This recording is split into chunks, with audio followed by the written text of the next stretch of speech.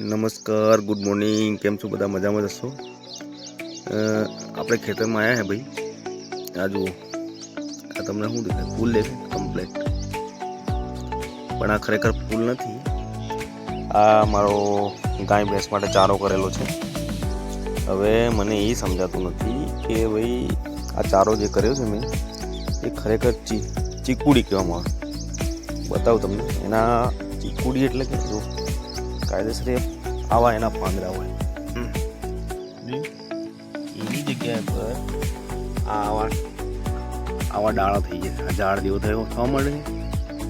એટલે મારે આ વિડીયોના માધ્યમથી જાણવું છે। કોઈ જાણતા હોય ભાઈ તો મને કોમેન્ટમાં જણાવજો, તો આનો આપણે કંઈક ઉપાય કરીશું।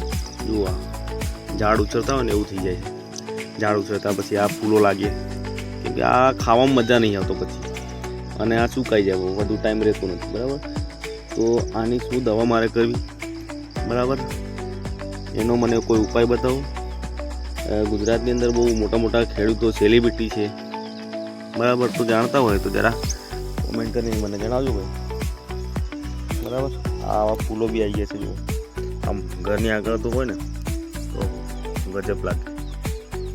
જાણતા હોય તો જરા કોમેન્ટમાં જણાવજો। આપણે આ દૂર થાય એવું કરવું છે મારે। કેવું ગાય ભેંસના ચારા માટે સ્પેશિયલ કરેલું છે, બીજું કંઈ છે નહીં, બરાબર।